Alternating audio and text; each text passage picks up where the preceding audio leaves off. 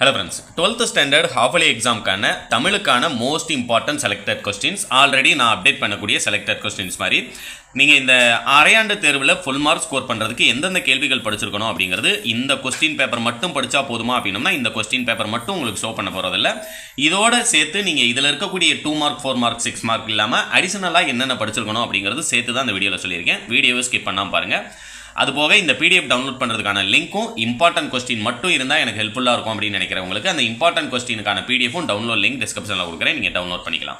First பாத்தீங்கன்னா அப்படினா one வேர்டை பொறுத்த வரைக்கும் புக் பேக் மட்டும் படிச்சா போதுமா அப்படினா கண்டிப்பா புக்கிங் சைடுல இருந்து நீங்க ஒன் வேர்ட் படிச்சிருக்கணும். ஏனா ஆஃபலி எக்ஸாம்ல மேக்ஸिमम நமக்கு புக் பேக் பாதி, புக்கிங் சைடுல இருந்து ஒன் வேர்ட் பாதி தான் கேட்பாங்க. அதனால ஒவ்வொரு பாடத்துல இருக்கக்கூடிய அந்த மொழித்திறன் பயிற்சி அது போக நூல்வெளி இருக்கு இல்லைங்களா, அதையும் ஒரு தடவை நல்லா தரவு பண்ணிக்கங்க. அடுத்தது क्वेश्चन நம்பர் 15ல இருந்து உங்களுக்கு 2 மார்க் क्वेश्चन ஸ்டார்ட் ஆகுது. இதுல பாத்தீங்க அப்படினா வசனம் கவிதை வேறுபாடு தருக. அறிவுடை வேந்தனின் நெறி குறித்து பிசிராந்தையார் கூறுவன யாவை?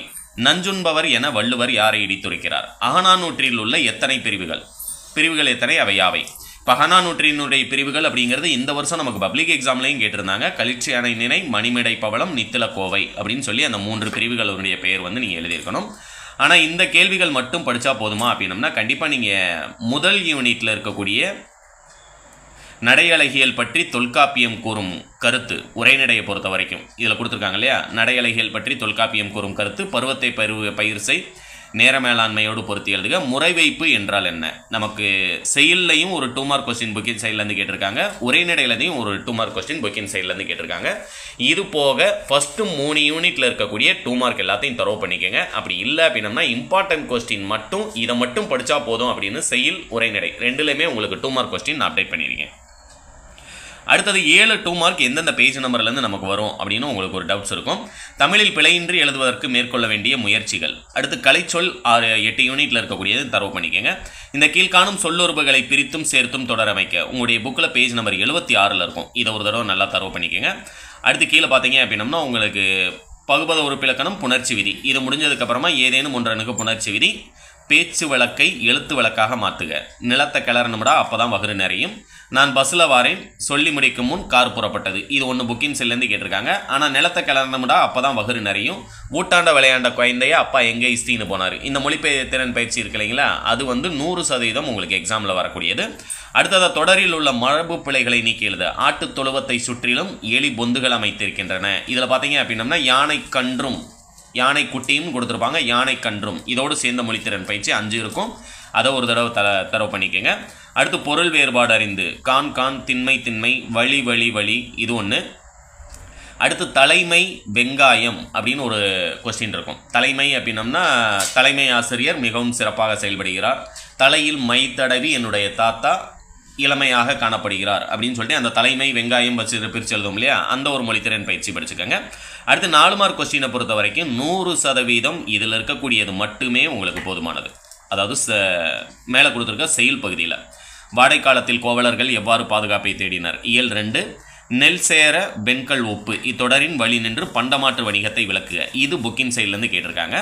நாட்டிய அரங்கின் அமைப்பை இளங்கோவடிகள் காட்சிப்படுத்தும் பாங்கு, இந்த ஒன்று.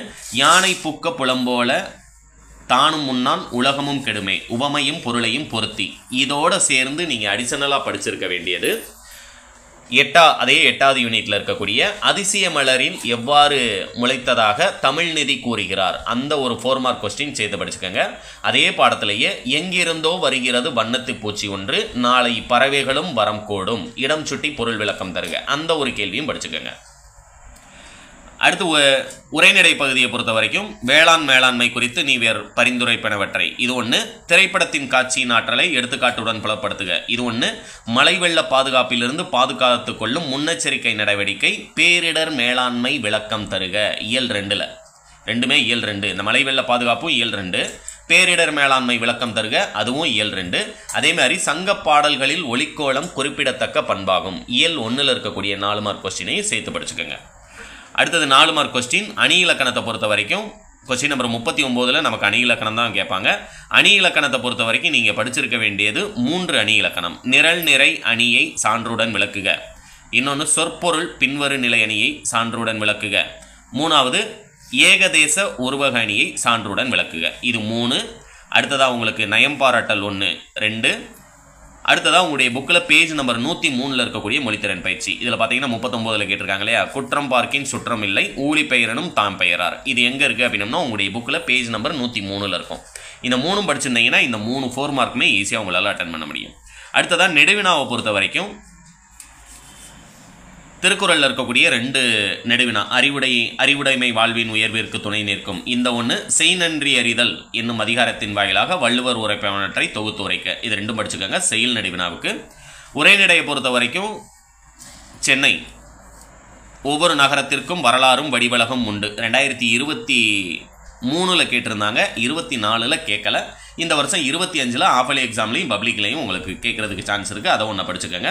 அடுத்து நிர்வாக மேலாண்மை குறித்து வே இறைன்பு கூறும் கருத்து மிக முக்கியமானது. தமிழர் குடும்ப முறையில் இருக்கக்கூடிய அந்த 6 மார்க் கொஸ்டினும் 4வது யூனிட்டில் இருக்கக்கூடிய பண்டைய காலத்தில்